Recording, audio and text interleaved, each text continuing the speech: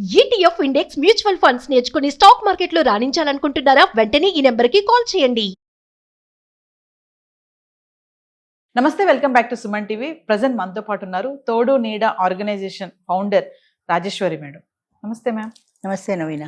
Madam, ఇప్పుడు wife and husband okay bed పైన పడుకోవడం వల్ల కలిగే లాభాలు అంటే, నేను అడిగే క్వశ్చన్ చాలా మందికి డౌట్ వస్తుంది, ఏంటి ఇప్పుడు ఇలా అడుగుతుంది అనుకుంటారు. అంటే వైఫ్ అండ్ హస్బెండ్ పడుకోవడం ఒకే మంచం పైన అంటే ఒకటే కాదు కదా, ఓన్లీ సెక్స్ అనే కాదు కదా, చాలా ఉంటాయి. చాలా సినిమాల్లో చూస్తూ ఉంటాం మనం.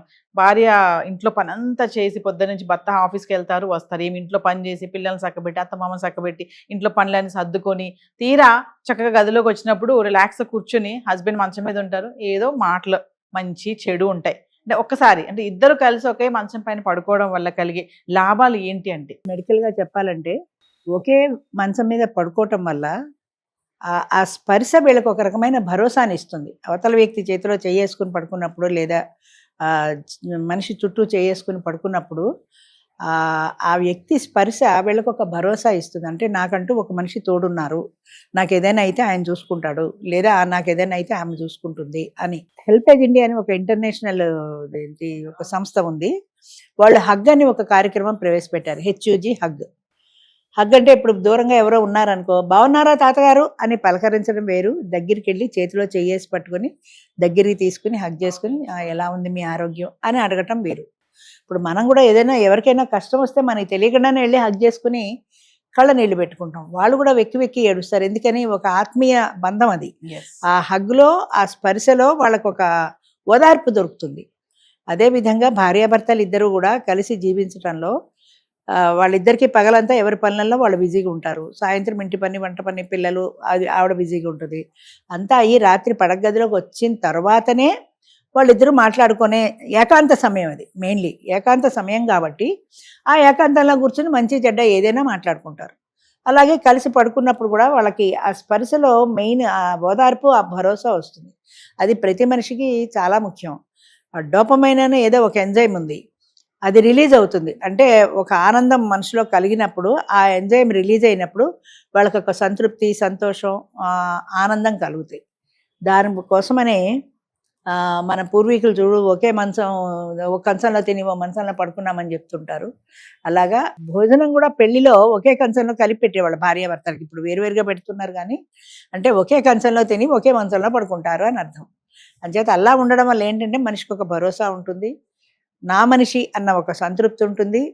ముఖ్యంగా తోడు నీడలో వచ్చే ఒంటరి వాళ్ళు చాలామంది ఫోన్ చేసి ఏం చెప్తారంటే, ఒంటరితనంతో నేను ఉండలేకపోతున్నాను, ముఖ్యంగా రాత్రిళ్ళు భయం వేస్తోంది, రాత్రిపూట నాకు ఏదైనా అయితే, బాత్రూంలో పడిపోతే లేదా గుండె ఆగిపోతే ఎవరున్నారు చూడడానికి అనే భయం. చాలా సందర్భాల్లో అది నిజం కూడా. ఒంటరితనం వల్ల చాలామంది ప్రాణాలు పోగొట్టుకున్న వాళ్ళు ఉన్నారు.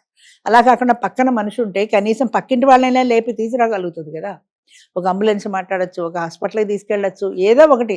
అంటే కొంతైనా నా మనిషి అన్న మనిషి తోడుంటే చేస్తుంది అనే ఒక ధీమా అనమాట. అంటే కలిసి పడుకోవడం వల్ల మేడం సమస్యలకి పరిష్కారం కూడా దొరుకుతుంది అంటారా? అంటే ఆ టైంలో వాళ్ళు ఏదైనా మాట్లాడుకోవడానికైనా. అంత క్రితం మధ్యాహ్నం అంతా గొడవ పెట్టుకున్నారనుకో, ఏదో గొడవలో ఉన్నారనుకో, ఇద్దరు మూడ్లో లేరు, సరే కలిసి పడుకున్నారు. పడుకున్న తర్వాత ఒకరి పట్ల ఒకరికి ఆ ఆసక్తి, అనురక్తి ఏర్పడినప్పుడు, ఆ చేతిలో చెయ్యేసి పట్టుకున్నప్పుడు, సరే ఏదో గొడవ జరిగిందిలే మర్చిపోదాం అని వాళ్ళకి వాళ్ళు కాంప్రమైజ్ అయిపోతారు. అట్లా కాంప్రమైజ్ అయ్యేటువంటి అవకాశం కూడా ఉంటుంది. అందుకనే శయన మందిరం అన్నారు పూర్వకాలంలో.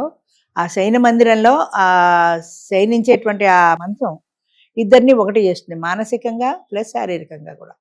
దానివల్ల సైకలాజికల్గా ఒక సంతృప్తి కలుగుతుంది.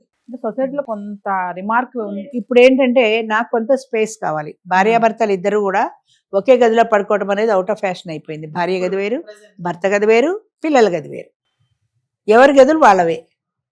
ఎందుకంటే నాకు కొంత స్పేస్ కావాలి. ఈ స్పేస్ అనేది చాలా ఫ్యాషన్ అయిపోయింది. నాకు కొంత స్పేస్ కావాలంటే కొంతవరకు కారణం కూడా బహుశా ఇది ఈ కంప్యూటర్ వర్క్ చేసుకునే వాళ్ళు రాత్రిపూట కూడా చేసుకుంటూ ఉంటారు. అలాంటప్పుడు పక్క మనిషి లైట్ వేసుకుని వర్క్ చేస్తుంటే డిస్టర్బెన్స్ కాబట్టి వాళ్ళు వేరే రూమ్లోకి వెళ్ళిపోతారు. ఆ వేరే రూమ్లోకి వెళ్ళడం మొదలెట్టిన తర్వాత ఈవిడ కూడా వేరే రూమ్లోకి వెళ్ళిపోయి ఈవిడ లవర్తో ఈవిడ చాటింగ్లు, ఆయన లవర్తో ఆయన చాటింగ్లు. అంటే ఈ ప్రైవసీ అనేది మనుషుల్ని కూడా దూరం చేస్తోంది.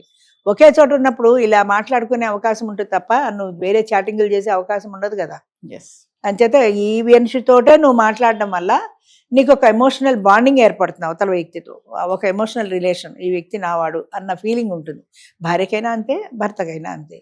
అంచేత ఇద్దరూ కలిసి ఒకే గదిలో నిద్రించడం వల్ల, ఒకే మంచం మీద ఉండడం వల్ల వాళ్ళకి ఆ డోపమైన్ విడుదలయ్యి కొంత సంతోషాన్ని కలిగిస్తుంది, కొంత సంతృప్తి, భరోసా కలుగుతుంది. ఇంకోటి మేడం, అంటే ఏదైనా గొడవ జరిగినా పగలంతా నైట్ మాత్రం ఆ బెడ్ మీదకి వెళ్ళినప్పుడు ఖచ్చితంగా ఎవరో ఒకరు కాంప్రమైజ్ అయిపోవాలి కదా. అవుతారు. అక్కడ కూడా కాంప్రమైజ్ అవ్వకుండా చాలా మంది మొండిగా ఉంటారు. మొండిగా ఉండే వాళ్ళు ఉంటారు. అది కాంప్రమైజ్ అవ్వడం అనేది అది కొన్ని న్యాచురల్గా జరిగిపోతాయమ్మా. అంటే ఇప్పుడు పిల్లాడు ఏడుస్తున్నాడు అనుకో, మనకి తెలియకుండానే అసంకల్పిత ప్రతీకార చర్య అంటారు సరే, అయ్యో ఎత్తుకొని హత్తుకుంటాం, ఎందుకంటే ఏడుస్తున్నాడని సంగతి తెలిసి ఊరుకో ఏడవకు అని బయట కూర్చొని చెప్పాం. ఆ హత్తుకున్న తర్వాతనే ఆ స్పర్శలో ఆ పిల్లలు కూడా రిలీఫ్ ఫీల్ అవుతారు, నెమ్మదిగా ఏడుపు ఆపేస్తారు. బయట కూర్చొని గంట సేపు కూర్చొని నువ్వు అది చూపించి ఇది చూపించి ఏం చెప్పినా వాళ్ళు ఏడుస్తూనే ఉంటారు. అంచేత ఇద్దరి మధ్య గొడవ వచ్చినా కూడా ఇద్దరు ఒక చోటకి చేరినప్పుడు ఆ స్పర్శలో ఆత్మీయత ఆనందాన్ని వాళ్ళు పొందినప్పుడు తప్పనిసరిగా కాంప్రమైజ్ అవుతారు. ఎవరు ముందు ఎవరు వెనుక అనేది ఉండదు. అలాంటి సిచ్యువేషన్ ఎవరు ముందు వెళ్ళారో ఎవరు వెనక వెళ్ళారో కూడా చెప్పలేము. అది అవతల వ్యక్తి పట్ల ఇష్టం ఉన్నప్పుడు. ఇష్టం లేకుండా లే జరుగు అనే వాళ్ళతో సాధ్యం కాదు అది. అయితే ఇప్పుడున్న జనరేషన్ మీరు ఇందాక అన్నారు కదా మేడం, ఇప్పుడు ఎవరి బెడ్రూమ్ వాళ్ళదే, పిల్లలకి ఒకటి, వీళ్ళకి ఒకటి, హస్బెండ్ ఒకటి, వైఫ్ ఒకటి ఉంటున్నాయి కదా. మరి దాని వల్ల వివాహ బంధంలో వచ్చిన ఇంపాక్ట్స్ ఎలా ఉంటాయండి? అలా సెపరేట్ గా ఉండడం వల్ల బంధాలు తీరిపోతున్నాయి కదా. అందుకని పెళ్ళైన సంవత్సరం తిరగకుండా డైవర్సు, కొన్ని కోట్లు ఖర్చు పెట్టి పెళ్లి చేస్తున్నారు, ఆ కోట్ల బాకీ కూడా తీరుతుందో లేదో డైవర్స్ అయిపోతున్నాయి. ఎందుకంటే వాళ్ళకి ఆ ఎమోషనల్ బాండింగ్ లేదు ఇద్దరి మధ్యన. ఆయన సాయంత్రం వచ్చేప్పటికి ఎదురు చూడాలని ఈవిడ ఎదురు చూస్తుంది, నేను పెందరాళ్ళే వెళ్ళాలని ఆయనకు కానీ అనిపించట్లేదు. ఇప్పటి నుంచి ఎందుకులే ఏదో గోళ, ఆ క్లబ్గా పోయి కాలక్షేపం చేద్దామని ఆయన అనుకుంటాడు. ఏదో టైంకి వస్తాడు కదా, ఈలోగా నేను కూడా ఏ పక్కింటి ఆంటీతో కబుర్లు చెప్పుకుందాను నేను ఈవిడ అంటే ఒకరి పట్ల ఒకరికి ఆ బంధాన్ని ఏమనాలో తెలీదు. అలాంటి ఎమోషనల్ బాండింగ్ లేనప్పుడు ఒకరు రాలేదే అని ఆతృత పడ్డం ఉండదు. ఎప్పుడో ఒకప్పుడు వస్తాడులే, తింటాడు, పడుకుంటాడు, ఏముంది అని అనిపిస్తుంది. అలా కాకుండా ఆయన రాలేదు అనో, ఆయన కోసం ఎదురు చూడటమో, తను కూడా భోజనం చేయకుండా ఉండడమో, లేదా భోజనం చేసినా సరే ఆయన రాలేదని కంగారు పడ్డము, లేదా ఫోన్ చేయడము, ఇవన్నీ ఎప్పుడు ఉంటాయంటే ఎమోషనల్ బాండింగ్ ఉన్నప్పుడు. అంచేత ఈ స్పేస్లో వచ్చిన తర్వాత ఎమోషనల్ బాండింగ్ కూడా లేదు, అంతా మెకానికల్ అయిపోయింది. మనం కలుద్దామా ఇవాళ అనుకుని కలుస్తున్నారు అంటే దానికి కూడా తిది వార నక్షత్రం చూసుకుని. ఎమోషనల్ బాండింగ్ ఎక్కడ ఉంటుంది? ఉండదు కదా. ఇంకా మంచి చెడు మాట్లాడుకునే టైం కూడా ఉండదు. ఎవరో ఒక ఆయన చెప్పాడు ఏంటంటే, మావిడ ఎప్పుడు నాకు ఏదో ఒకటి కంప్లైంట్ చేస్తూ ఉంటుంది, ఫీజులు కట్టాలి, పిల్లకి మోడీ కొనాలి, అది కావాలి ఇది కావాలని, నాకు విసుగు వచ్చేస్తుంది ఇంటికి వెళ్ళమంటే అన్నాడు. ఆవిడండి, ఏ టైంలో కొనాలో చెప్పండి, నాకు ఒక టైం ఇవ్వండి, నేను ఆ టైంకే మాట్లాడతాను. పొద్దున్నే లేచి కాఫీ తాగి పేపర్ చదువుకుంటుంటే ఎత్తింది అనుకో, పొద్దున్నే మొదలెట్టావా, ఇప్పుడే కదా లేచాను అంటాడు. సరే ఆఫీస్కి స్నానం చేసి బ్రేక్ఫాస్ట్ చేస్తున్నప్పుడు, నన్ను తిండి కూడా తినేవా నువ్వు? మధ్యాహ్నం భోజనానికి వచ్చినప్పుడు కూడా సేమ్ డైలాగు. సాయంత్రం ఇప్పుడే ప్రశాంతంగా ఆఫీస్ నుంచి వచ్చావు, మొదలెట్టావు సోది. సాయంత్రం రాత్రి పడుకునేటప్పుడు మంచం దగ్గర, నేను ఏదో మంచి మూడ్లో వస్తే నా మూడంతా పాడు చేసావు, పడుకుందాం ప్రశాంతంగా అనుకుంటే నాకు నిద్ర లేకుండా చేసావు. నేను ఎప్పుడు మాట్లాడాలి? ఆవిడ అడిగిన ప్రశ్న. నాకు ఒక టైం పెట్టండి, ఆ టైంలో మాట్లాడతా. మరి ఇద్దరం కలిసిపోయి ఇంట్లో ఉన్న తర్వాత ఇంటికి అవసరాలు ఉంటాయి కదా, గ్యాస్ అయిపోయింది, పిల్లకి మోనీ కొనాలి, స్కూల్ ఫీజు కొట్టాలి, ఇవన్నీ సమస్యలే కదా. లేదా మీరు కొంత డబ్బు ఇచ్చేస్తే ఆ డబ్బుతోనే తీర్చుకుంటా. డబ్బులు ఇవ్వడు, ఎప్పుడు అడిగితే అప్పుడు తిడతాడు. ఎప్పుడు అడగాలి నేను? అంచేత అలాగే భార్యాభర్తలు ఇద్దరు కూడా ఏదో ఒక సమస్యని పరిష్కారం చేసుకోవాలి. అంటే వాళ్ళిద్దరి మధ్యన ఏదోసోది నాకు పెట్టకు అనేసి వెళ్ళిపోతే ఆవిడ సమస్య నీదిగా నువ్వు భావిస్తే కదా దాని గురించి సొల్యూషన్ గురించి ఆలోచించగలుగుతావు. అలాగే ఆయనకి ఏదైనా సమస్య వచ్చిందనుకో, ఈవిడ కూడా చేతనైన సొల్యూషన్ చెప్తుంది. కరణేషు మంత్రి అంటారు అందుకే భార్యని.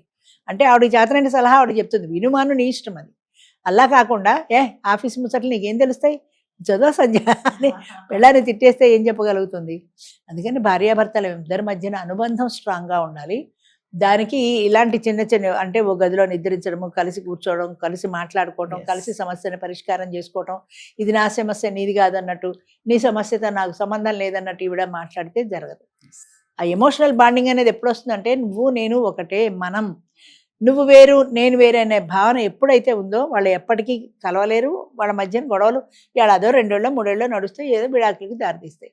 మనమన్న భావన ఉంటేనే మాత్రమే కలుస్తారు, అంతే.